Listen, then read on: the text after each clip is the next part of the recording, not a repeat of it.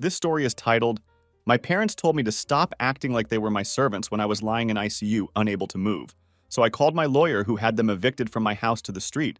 Then they came with medicine and fruit begging for forgiveness. Hey Reddit, my name is Marcus, and I'm 31 years old. I work as a marine welder, which means my hands are permanently calloused from years of hard labor, and my back has definitely seen better days. Growing up, I was always the kid who never complained about anything. My parents drilled into me from an early age that family comes first, no matter what. It's a lesson I took seriously and lived by religiously, while my siblings apparently slept through those particular life lectures. I've busted my ass for years to get where I am today, and I mean that literally. Straight out of high school, I landed an apprenticeship at Coastal Marine Industries. While my community college classmates were out partying and living the typical college experience, I was working double shifts and pulling weekend hours whenever they were available. For 8 solid years, I breathed metal dust on a daily basis, regularly burned my arms with slag, and came home so completely exhausted that I'd sometimes fall asleep mid-shower, still standing up. But through all of that grinding work, I managed to save every damn penny I could. I lived like a monk during those years. No vacations to speak of, no fancy car sitting in my driveway, and definitely no bar hopping with friends on weekends. It was just work and more work, day after day. By the time I turned 30, I had finally saved enough money for a down payment on my own house. It wasn't anything spectacular or Instagram-worthy, just a modest 1,900 square feet with decent insulation, a small workshop space in the garage, and a lemon tree in the backyard that somehow managed to survive despite my mediocre gardening skills. The house definitely needed work when I bought it. The yard looked like it hadn't been maintained in years, and the kitchen still had countertops that looked like they'd been installed sometime around 1985. But the foundation was solid, the roof was only 6 years old, and most importantly, it was mine. The day I got the keys and officially became a homeowner, my parents didn't even bother showing up to the closing. My mom had a nail appointment that apparently took priority over her son's biggest life milestone. So I celebrated alone that night, sitting on the empty living room floor with a 6-pack of beer. But honestly, I didn't care. The mortgage payment was manageable on my salary, and for the first time in my adult life, I had a place that was completely mine. Or at least, that's what I thought at the time. 6 years ago, my life took a dramatic turn when my dad lost his shipping logistics job. The company he'd worked for over a decade decided to downsize, and he was one of the casualties. Around the same time, my mom's arthritis had progressed to the point where her retail work became impossible. Her fingers simply wouldn't cooperate with the cash register anymore, and she couldn't stand for full shifts without being in significant pain. Suddenly, they found themselves in a tough spot and needed somewhere to stay. According to them, it was just going to be for a few months until they could get back on their feet and figure out their next move. Being the good son I was raised to be, I didn't hesitate for even a second. After everything they had done for me over the years, giving them a roof over their heads seemed like basic human decency. What a joke that turned out to be in hindsight. Those few months stretched into years, and during that time, their initial gratitude evaporated like morning dew on a hot summer day. It was gradually replaced by this weird sense of entitlement that grew like a cancer throughout my house. They weren't paying any rent, weren't contributing to utilities, weren't buying groceries, and weren't even helping with their own medications. I was covering absolutely everything, right down to their streaming subscriptions and premium coffee beans. My dad had somehow developed a taste for exotic coffee blends that cost $22 per pound, while I was still drinking the $4 store brand stuff to keep expenses down. My mom suddenly needed special organic cleaning products because she claimed regular ones contained toxins that aggravated her condition. I gave them the master bedroom with the attached bathroom because your father's back can't handle the guest bed, which meant I had to move into the smaller second bedroom and use the hallway bathroom like some kind of visitor in my own house. Whenever I tried to bring up the topic of money or them contributing financially in any way, my mom would clutch her chest dramatically like I'd asked her to donate a kidney. "We're having a hard time," she'd say, reminding me constantly that family members are supposed to support each other. She conveniently forgot that support should be a two-way street, not a one-way highway straight to my wallet. Then there were my siblings, who added their own special brand of dysfunction to the mix. Victoria is 31, married, and living in a beautiful 2-story house that her in-laws helped them purchase. She lives just 25 minutes away from me, and her husband Brad works in finance. Nothing spectacular, just middle management at a regional bank, but they live comfortably enough to afford a nice lifestyle. Victoria had this particularly irritating way of showing up at my house with Starbucks drinks for everyone except me. She'd claim she didn't know what I liked, despite the fact that we grew up in the same house for 18 years, and she'd seen me drink the same coffee order countless times. Then there was Tyler, my 22-year-old brother, who had become a professional leech after dropping out of community college for the third time. This kid had never held a job for longer than 7 weeks in his entire adult life. But somehow, he always managed to have the latest gaming setup. His room looked like a Best Buy showroom, complete with multiple monitors, expensive gaming chairs, and equipment that cost more than most people's cars. When I asked him how he could afford all of this stuff, he'd just smirk and say he had a system. I assumed it was either credit card debt or some kind of shady side hustle. I had absolutely no idea at the time where that money was actually coming from, but I would find out soon enough. Both of my siblings apparently thought I was running some kind of charity hostel out of my house.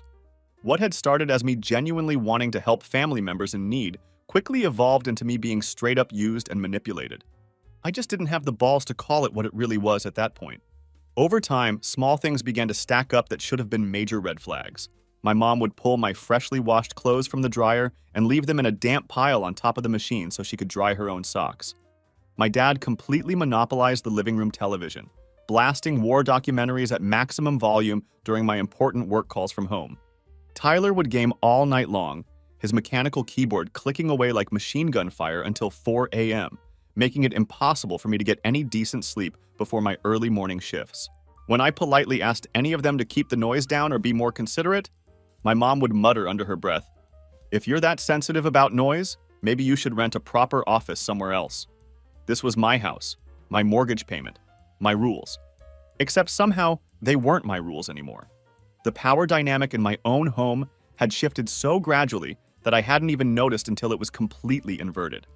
I had essentially become a tenant in my own house, paying all the bills while being treated like an unwelcome guest. Victoria would show up at my house on a monthly basis, but not to help with anything or check on our parents' well-being. Instead, she came to lecture me like she had earned a PhD in family management from some prestigious university. "Marcus, you're spoiling them," she'd say while dramatically flipping her hair. "You really shouldn't keep enabling this kind of behavior." This criticism was pretty rich coming from someone who couldn't be bothered to house her own parents for even a single week. I always wanted to tell her to take them into her own house if she was so concerned about their situation, but I never did. I just kept my mouth shut and took her condescending advice. Her visits always followed the exact same predictable pattern. She'd arrive around 10 a.m. on a Saturday morning when she knew I'd be home from work. She'd walk through my house like some kind of inspector, running her finger along surfaces and checking for dust, making these little disapproving HM sounds whenever she found something that didn't meet her standards. Then she'd corner me in whatever room I tried to hide in, ready to deliver her latest lecture about family responsibility. Every single time I asked when our parents might start looking for their own place, Victoria would somehow turn the entire conversation around and make me the villain. "They raised you for 18 years, Marcus, and you can't handle a few months? They're struggling right now. Where's your compassion?" A few months. It had already been 6 years at that point, but she conveniently ignored that little detail. The invasion of my personal space and privacy was so complete that even my basic morning routine became a battlefield. I'd get up at 5 a.m. for work, trying my best to move quietly through the house in the darkness so I wouldn't disturb anyone. But without fail, my mom would appear in the hallway with her arms crossed, complaining about the noise I was making while preparing my coffee. My dad would grumble and make passive-aggressive comments if the bathroom exhaust fan happened to wake him up while I was getting ready for another long day at work. 3 years into this living arrangement, there was what I now refer to as the anniversary dinner incident that really opened my eyes to how little respect they had for me. I had been dating someone named Lisa for about 7 months, and we'd planned a nice romantic dinner at home to celebrate our relationship milestone.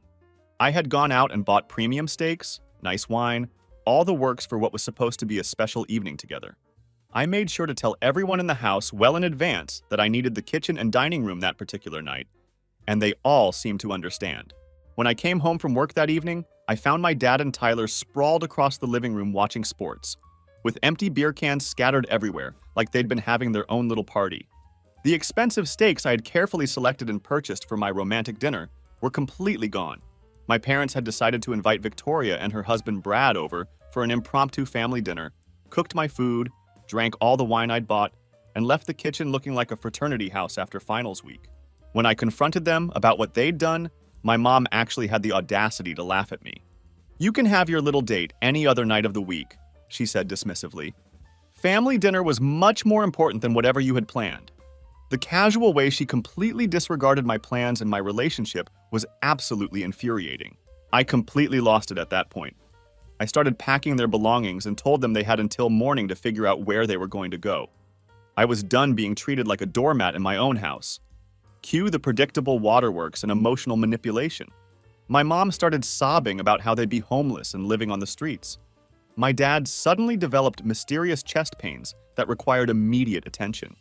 Victoria showed up with Brad and their 2 kids that I rarely ever got to see, and all of them looked at me like I was some kind of heartless monster. "You would really throw your own parents out onto the street over what? A dinner?" Victoria demanded. "What kind of son does something like that to the people who gave him life?" Tyler, that little piece of work, just sat there with this smug smirk on his face, clearly enjoying watching me get ganged up on by the entire family. As the pressure mounted and the guilt trip intensified, I gradually backed down from my ultimatum.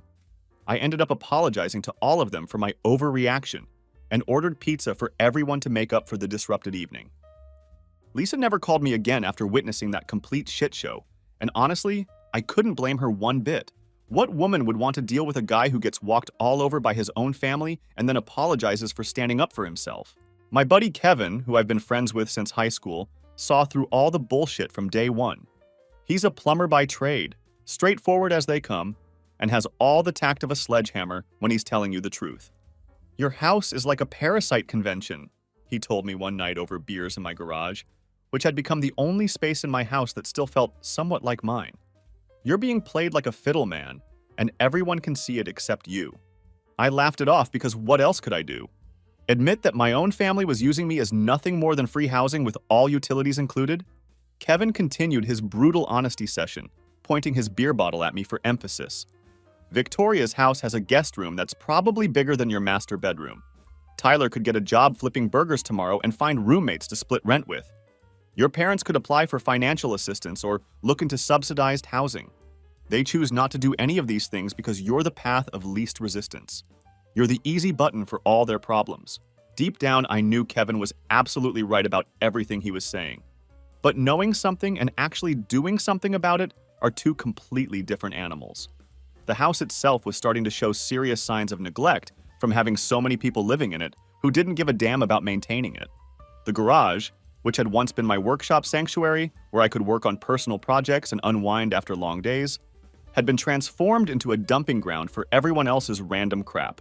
I came home one day to find all of my expensive welding equipment shoved carelessly into a corner, covered with Tyler's old community college textbooks that he'd never bothered to return, and buried under piles of Victoria's kids' outgrown clothes that she'd dumped there temporarily months ago.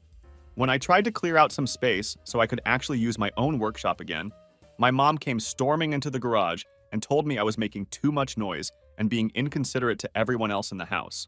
Inconsiderate. In my own garage. In my own house that I was paying the mortgage on. But like always, I kept my mouth shut, continued paying all the bills without complaint, and kept working overtime shifts to cover expenses that somehow kept growing every month.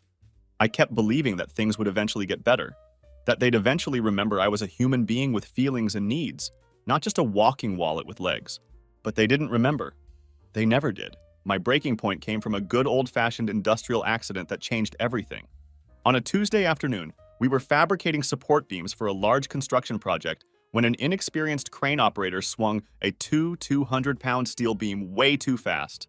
I tried to get clear of the danger zone, but 14 straight days of overtime shifts had slowed my reflexes significantly. The massive beam caught my left side and crushed me against a concrete support column. The injuries were severe. 3 broken ribs, a fractured pelvis, extensive internal bruising, and a partially collapsed lung. When I finally came to in the hospital bed, the first face I saw wasn't a family member. It was Kevin, who had driven straight from his job site, still covered in plumbing debris. "I called your parents," he said, looking uncomfortable and avoiding eye contact. "They said they'd try to come by later if they could find a ride to the hospital." Find a ride. My car was sitting in their driveway with the keys in the kitchen drawer, where they always were. They had absolutely nothing but time on their hands. but apparently getting to the hospital to see their seriously injured son was too much effort for them to handle. Workers' compensation covered all the medical bills, thankfully, but it only paid 70% of my regular salary. That was just enough to cover the mortgage payment and basic utilities, with absolutely nothing left over for extras like feeding 3 fully grown adults who contributed nothing to the household expenses. After 6 days in the hospital, they discharged me home with a detailed treatment plan and prescription pain medications that needed to be taken on a very strict schedule. Kevin drove me home from the hospital since my family claimed they were too busy to pick me up. The first week at home was absolutely brutal. I could barely move without excruciating pain shooting through my entire body like lightning bolts. My medications needed to be taken with food on a precise schedule to be effective and prevent dangerous side effects. I had written down all the medication times on a piece of paper and left the notes clearly visible on the refrigerator. I practically begged everyone in the house to remind me if I fell asleep, since missing doses could cause my pain to spiral completely out of control. Nobody bothered to help me with this basic request. I ended up missing 2 critical doses, which sent my pain levels skyrocketing to the point where I was nearly crying from the agony. When I asked my mom why she hadn't reminded me about my medication like I'd specifically requested, she let out this exaggerated sigh like I was asking her to perform brain surgery. "I'm not your personal nurse, Marcus," she said dismissively. "Set an alarm on your phone like everyone else does." My phone was sitting on the dresser, exactly 7 excruciating steps away from my bed. Those 7 steps might as well have been 7 miles, because I couldn't take them without assistance due to my injuries. The second week brought its own special challenges. I ran completely out of clean clothes and couldn't physically carry the heavy laundry basket down to the washing machine with my fractured pelvis and broken ribs. I asked my dad if he could just throw 1 load of laundry in the washer for me, explaining that I literally couldn't do it myself due to my injuries. "I'll get to it when I can," he replied, without even looking away from his war documentary that was blasting at full volume. 4 days later, I was still wearing the same sweatpants because nobody had bothered to help me with this simple task. Kevin ended up coming over to my house and doing my laundry for me, muttering under his breath the entire time. "Your family is really something else," he said, while sorting my clothes as I sat painfully on the edge of my bed, barely able to move. "I've seen neglected dogs get better treatment than what you're getting right now." He looked around my room, noticing the dust that had accumulated everywhere, the empty water glasses I couldn't carry to the kitchen, and the pill bottles I could barely reach from my position on the bed. "This isn't just them being lazy or inconsiderate," Kevin continued. "This is borderline elder abuse, except you're not even old. You're just injured and completely dependent on these assholes who clearly don't give a damn about your well-being." "They're not that bad," I said reflexively, though the lie sounded hollow and unconvincing even to my own ears. Kevin shot back immediately. "My grandmother had hospice care during her final weeks that was less attentive than what you're getting right now. And I'm just your drinking buddy who stops by to check on you. What does that tell you about the people who are actually living in this house with you?" The third week brought its own special brand of hell that I hadn't anticipated. Tyler decided to have his friends over for extended gaming sessions. These were loud, obnoxious guys who complained constantly about women not appreciating nice guys like them. They completely took over the living room and kitchen, and even started using my personal bathroom because it was closer to where they were hanging out.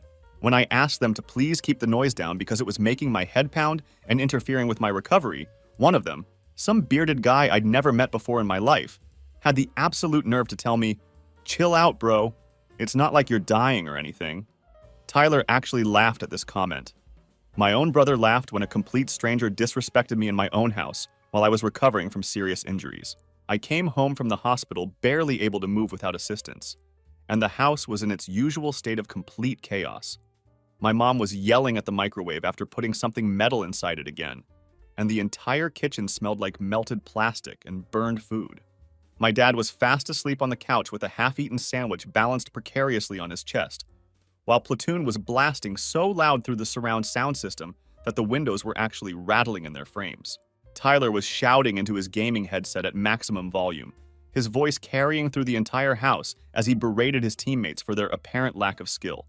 I stood in the doorway, relying heavily on the wall for support since my pain medication was barely taking the edge off my injuries, and asked my mom if she could possibly make me something to eat.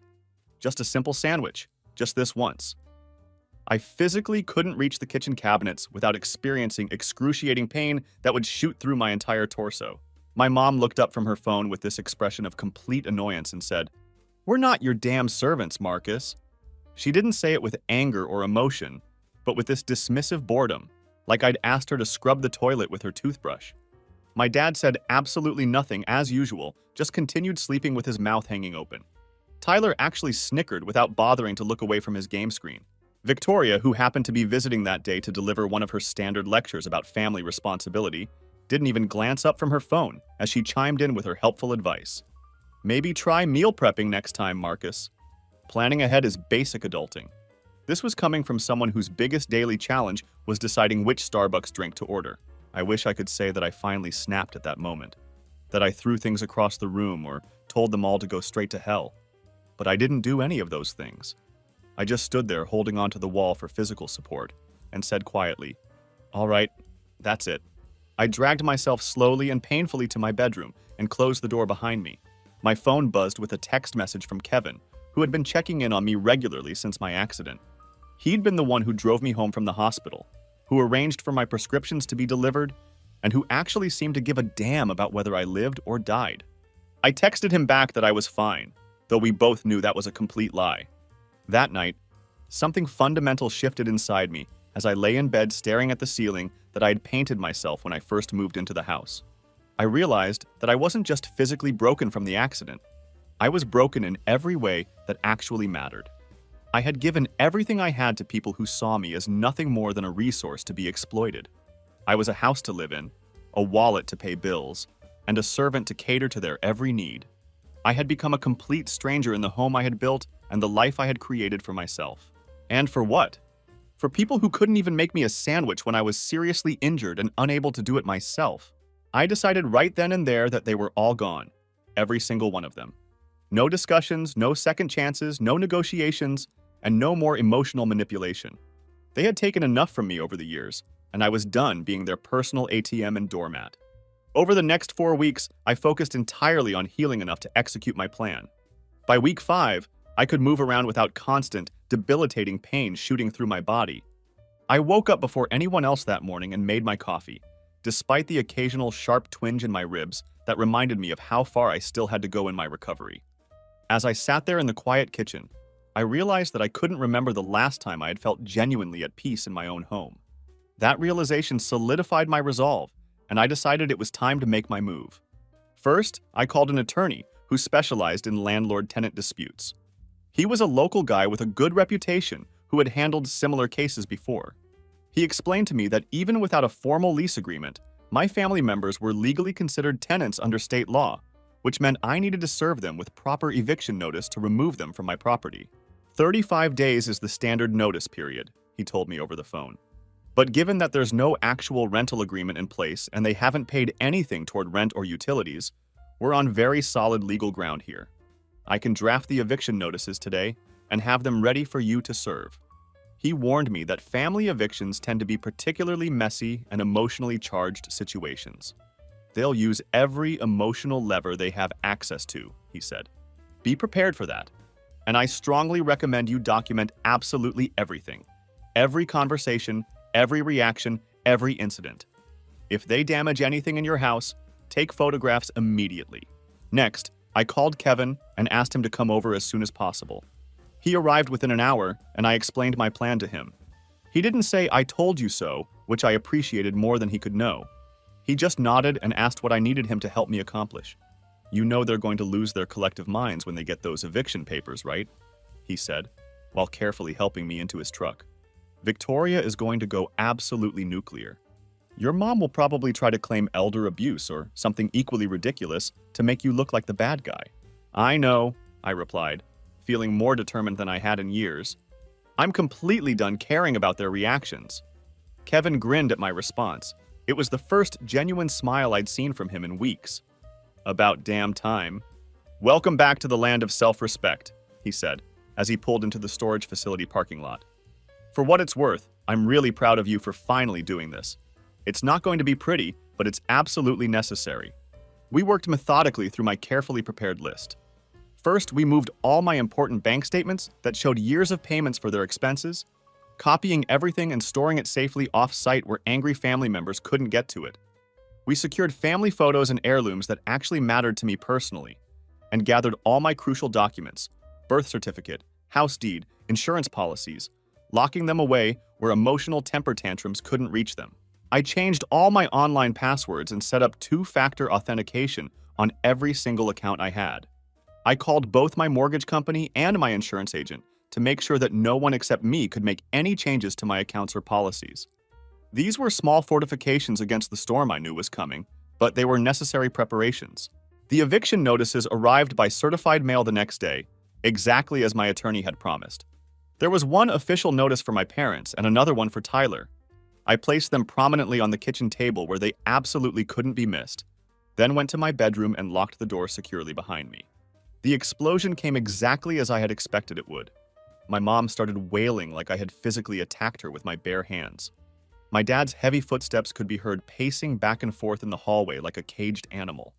Tyler began pounding aggressively on my bedroom door, threatening to mess me up real good once I finally came out. Victoria arrived at the house about an hour later, practically kicking in the front door in her rage. "You can't do this!" Victoria shouted through my locked bedroom door, her voice cracking with a mixture of rage and desperation. "This is emotional abuse, Marcus. They have nowhere else to go." I calmly pulled out my phone and texted her back instead of engaging in a shouting match through the door. "They can go to your house. You have plenty of space for them." Her response came back immediately, exactly as I had predicted it would. "That's completely different," she typed. "We have our established routines. Brad wouldn't stand for having them live with us." "Of course Brad wouldn't stand for it," I texted back. "Neither would I if I'd been given an actual choice in the matter instead of having it forced on me for 6 years. I stayed locked in my bedroom that entire night while my family raged outside like a violent storm. Kevin brought me food and checked on my healing injuries, making sure I was managing the pain properly. I could hear my family members plotting and scheming in the living room, trying to figure out how to make me back down from my decision. I had expected guilt trips and anger. Those were predictable reactions from them. What I hadn't expected was outright sabotage. The next morning, I discovered that someone had flooded the kitchen by stuffing paper towels down the sink drain and leaving the water running all night. The living room furniture had been deliberately rearranged to block normal pathways through the house, making navigation difficult for anyone and nearly impossible for someone recovering from a fractured pelvis and broken ribs like myself. Tyler smirked when he saw me struggling to get around the obstacles they'd created. "Oops," he said with fake innocence. "Guess we're all pretty clumsy these days." I said absolutely nothing in response. I just pulled out my phone and took detailed photographs of everything they had done. This was documentation for what was inevitably coming next. For 3 solid weeks, the sabotage and harassment escalated to new levels. They would crank the thermostat up to 88 degrees during the day when I was trying to rest, then switch the air conditioning down to 58 degrees at night when I was trying to sleep. They would accidentally unplug the internet router during my scheduled telehealth appointments with my doctors, forcing me to reschedule important medical consultations. They started leaving rotting food in my bedroom when I was out of the house with Kevin, creating disgusting smells that lingered for days. Victoria continued showing up at my house on a daily basis, alternating between fake concern for my well-being and open hostility toward my decision. "This is what happens when you act rashly without thinking things through," she would lecture me. "If you had just talked to us first like a mature adult, we could have worked something out that made everyone happy." Talked.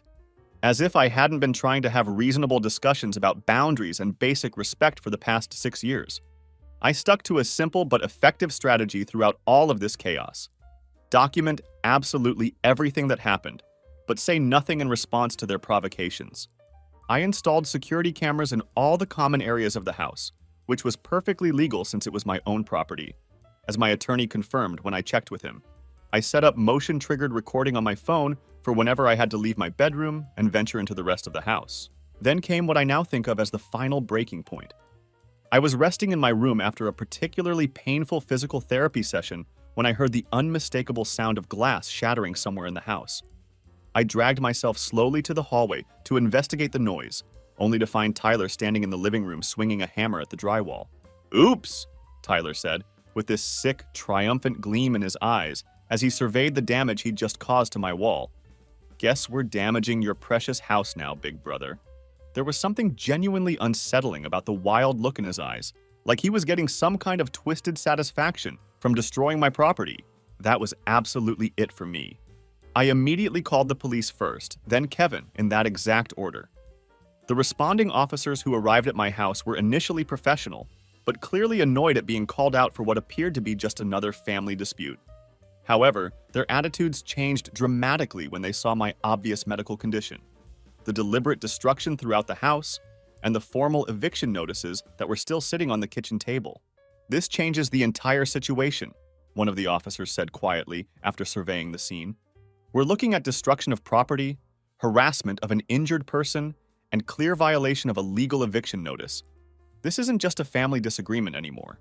The officers gave my family members a very clear choice: leave the premises immediately and peacefully, or face serious criminal charges. My parents wisely chose option 1 and began packing their belongings without further argument. Tyler, however, chose to escalate the situation even further. He started screaming about how I was nothing without them, how they had made me who I was, and how I'd regret this decision for the rest of my pathetic life. Tyler left my house in handcuffs that day, officially charged with destruction of property and making threatening statements toward an injured person. My parents departed with their suitcases and whatever dignity they had left, while Victoria trailed behind them like some kind of funeral director overseeing a tragic procession. "You'll regret this decision for the rest of your life," Victoria called back to me as they loaded their belongings into her SUV. "When you're old and completely alone, remember this exact moment and how you chose to treat your own family." The front door finally closed behind them, and suddenly the silence in my house was absolutely deafening. There were no more war movies blasting at maximum volume, no more late-night gaming rage sessions, and no more passive-aggressive sighs echoing through the hallways. For the first time in years, my house actually felt like it belonged to me again.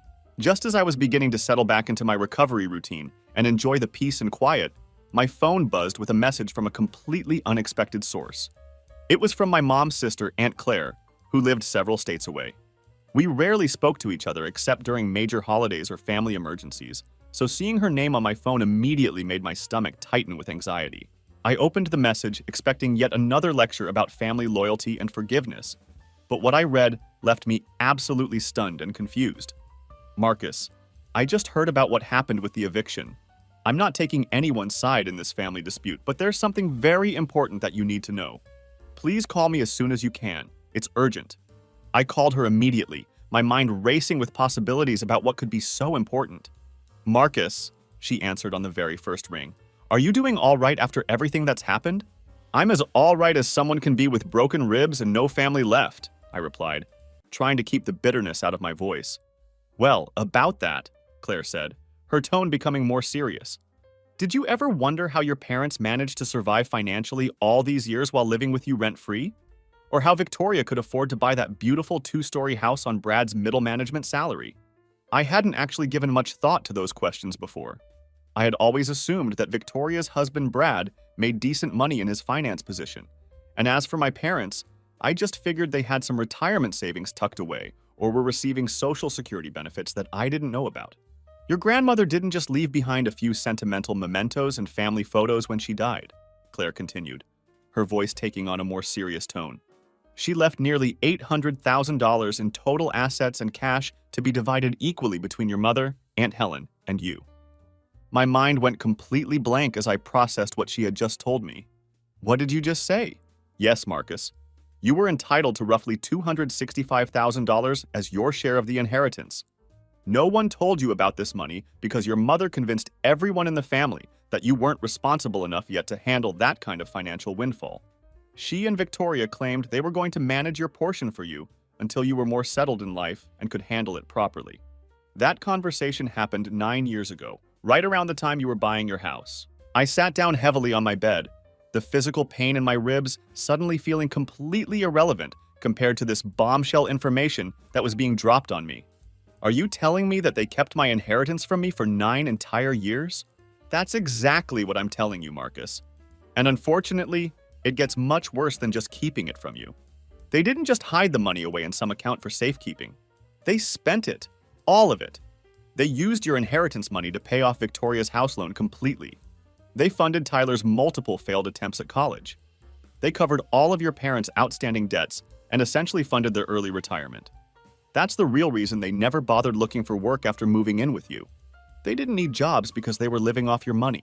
Everything suddenly made perfect sense in the most infuriating way possible. The weird, condescending comments about me being unreliable with money. Victoria constantly mocking me like I needed some kind of financial supervision from my older sister. My parents' complete lack of concern about finding employment or contributing to household expenses. They had been sitting on $250,000 that rightfully belonged to me. "Why didn't you say something sooner?" I asked, trying desperately to keep my voice steady and controlled. "Because I didn't have the complete picture until very recently," Claire admitted.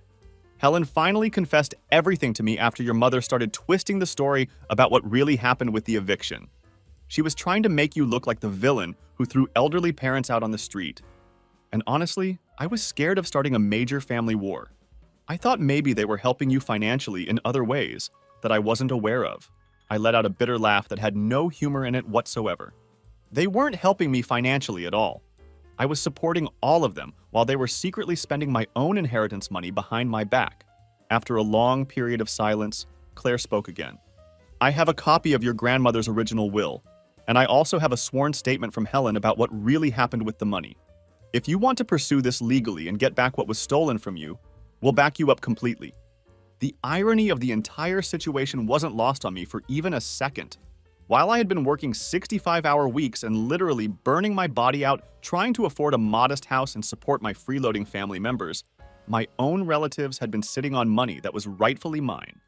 Money that could have made my life dramatically easier and less stressful. Money that could have prevented years of financial strain and physical exhaustion. My phone suddenly pinged with a new email notification from Victoria. The subject line was written in all capital letters. "You have no idea what you've done."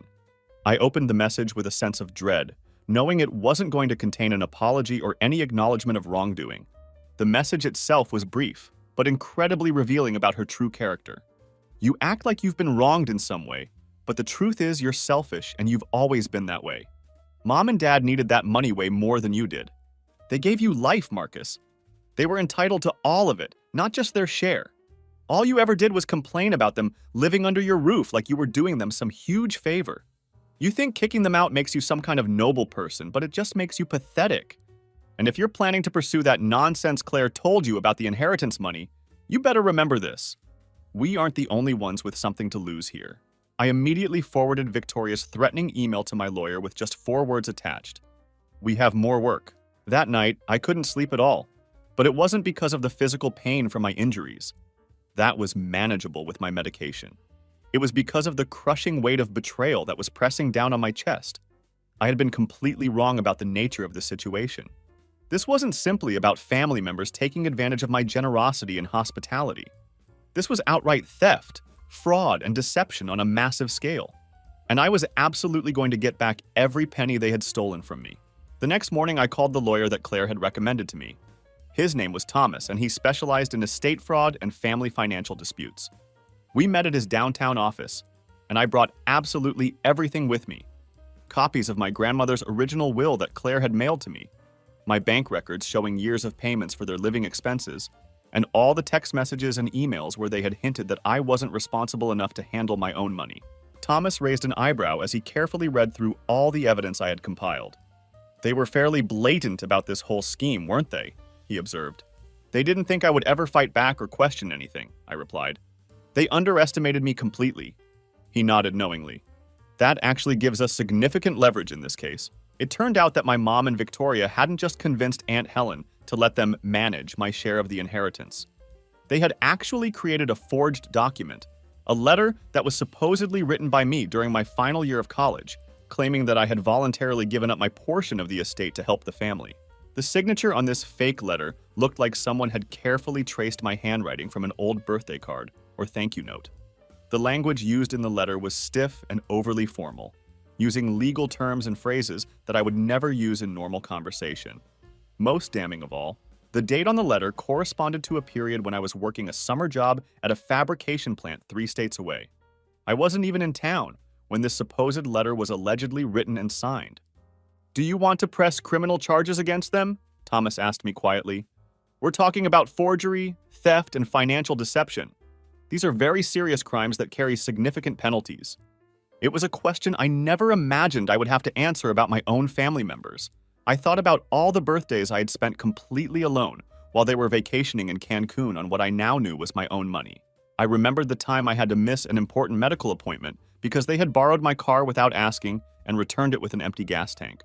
I thought about Tyler's constant disrespect and entitled attitude, Victoria's condescending lectures about responsibility, and my mom's outright refusal to make me food when I was physically unable to move after my serious injury. I looked Thomas straight in the eye and said with complete conviction, "Yes, all of it. I want to press charges for everything they did." The legal process took 9 long weeks to fully unfold. Thomas documented every single detail methodically and professionally. Helen provided a sworn statement confirming that the inheritance money was meant to be split equally in thirds, and that she had been completely misled about my supposed intentions to give up my share. Claire shared old family group text messages where my mom and Victoria had discussed handling Marcus's portion together, like I was some kind of child who couldn't be trusted with money.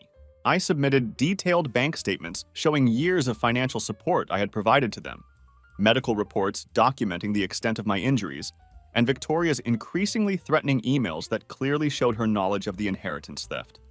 When Victoria received the official court summons, she predictably cycled through every emotional manipulation tactic in her playbook. First came the begging phase. "This lawsuit will destroy our family forever, Marcus. Is money really more important than family relationships?"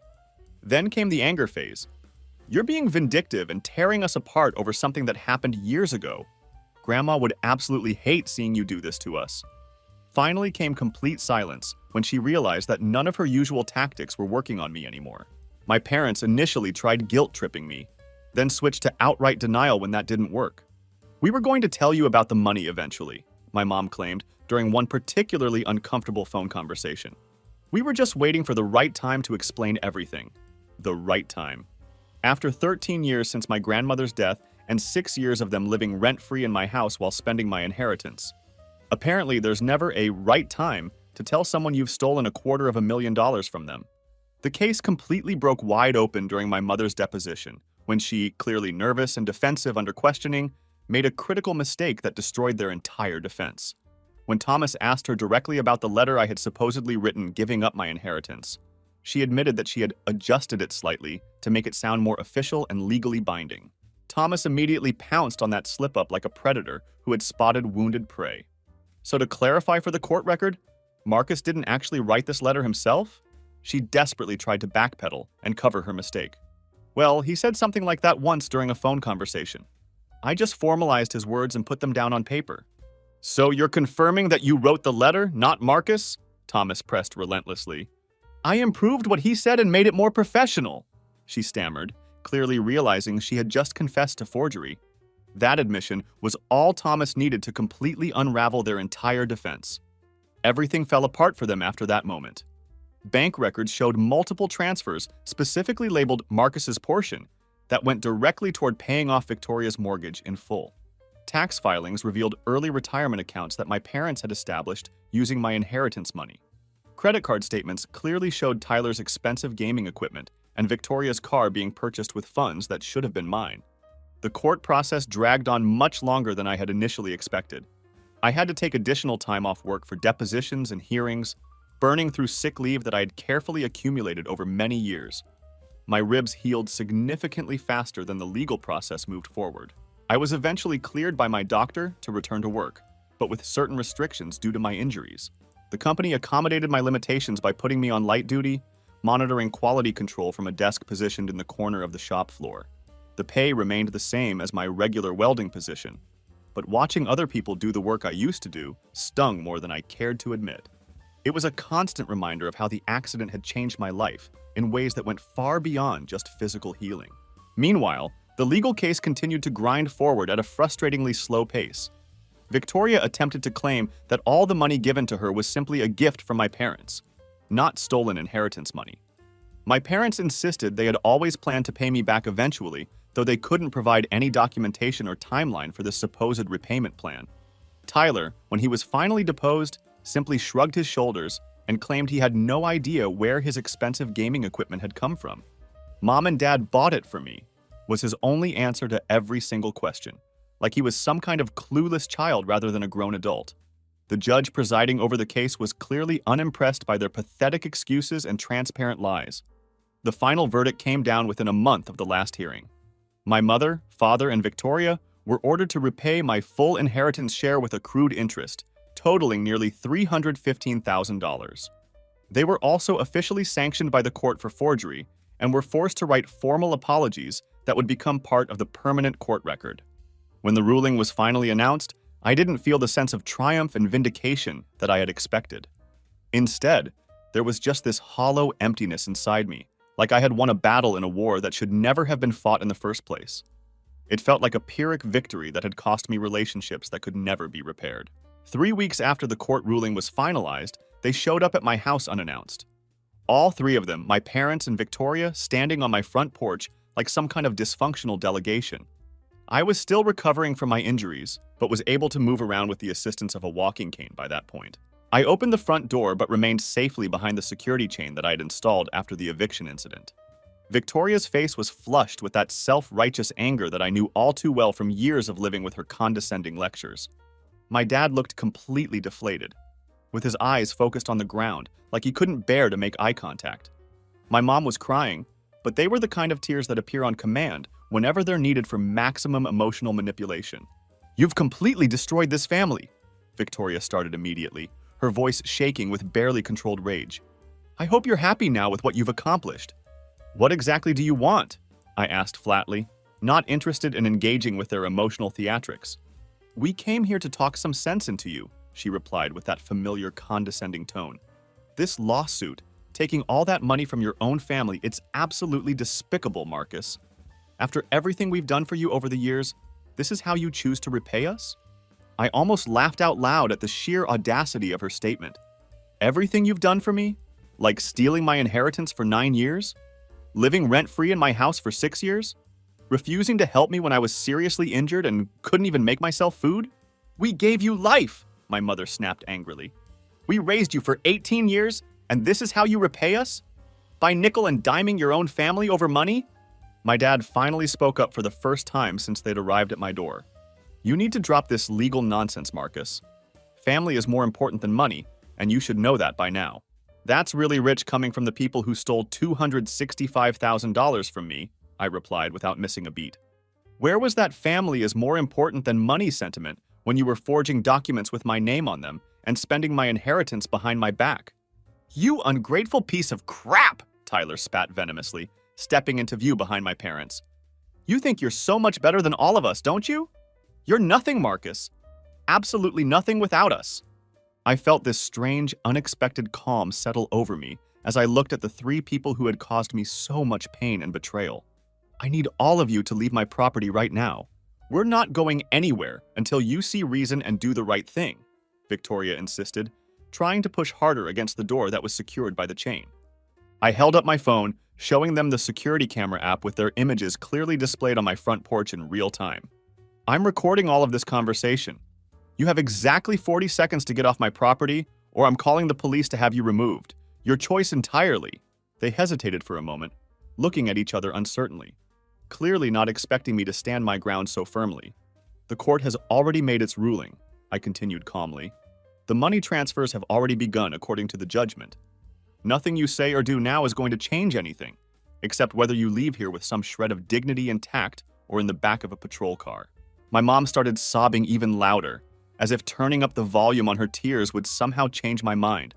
Tyler angrily kicked one of the potted plants on my porch, shattering the ceramic pot and scattering soil everywhere. My dad just continued to look tired and defeated, like he had finally realized the consequences of their actions.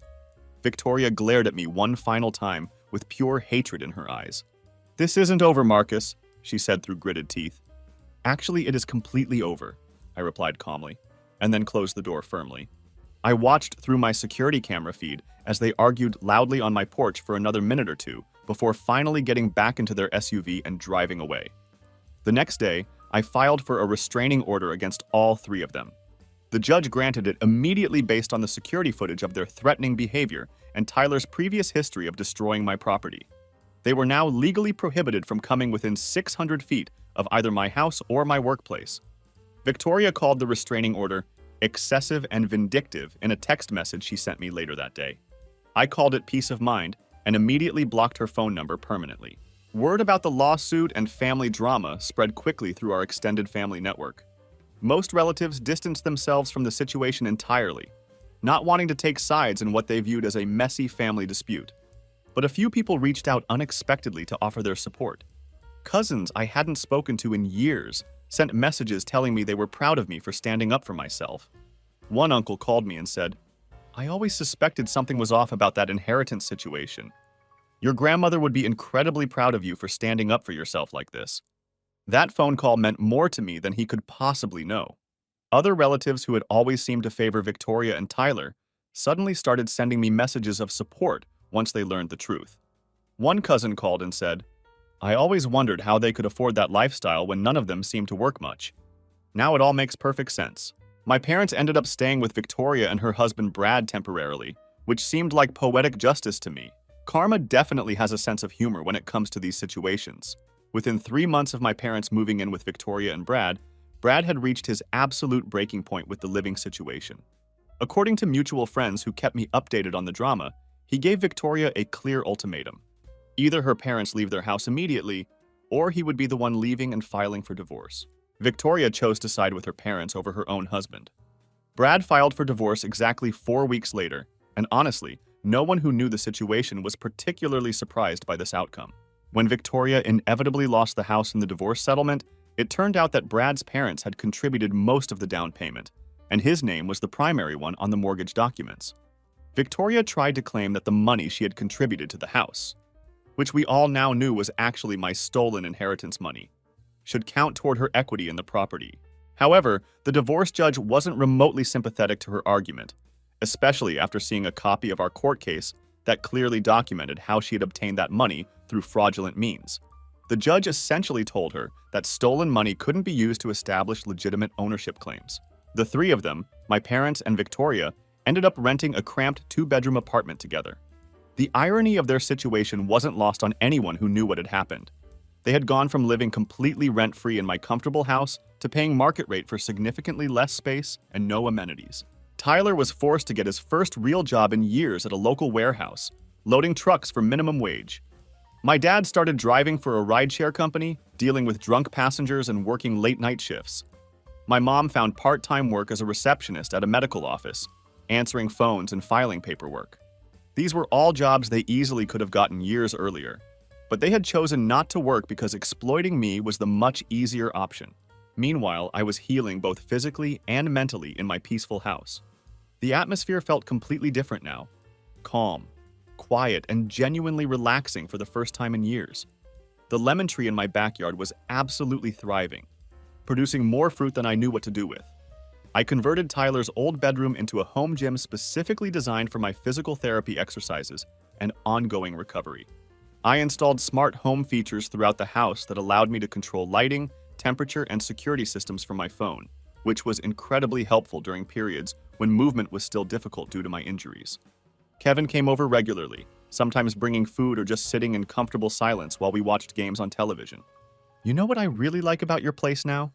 Kevin asked me one evening as we were watching a baseball game. "It actually feels like it belongs to you again." He was absolutely right about that observation. For the first time in years, I wasn't living in a space that was occupied and controlled by people who saw me as nothing more than a resource to be exploited for their own benefit. My work situation improved significantly as well. My physical restrictions were gradually lifted as my injuries healed properly, and I was eventually able to move back to my regular welding duties.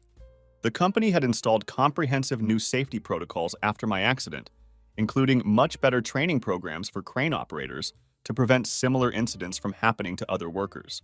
My supervisor offered me a position training new employees, which came with a modest but welcome pay increase.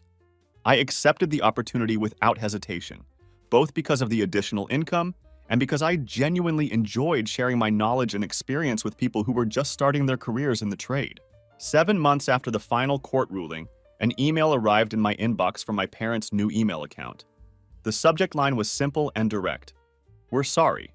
I opened the message with curiosity, wondering if they had finally developed some genuine remorse for their actions. The message itself was brief and seemed genuine on the surface.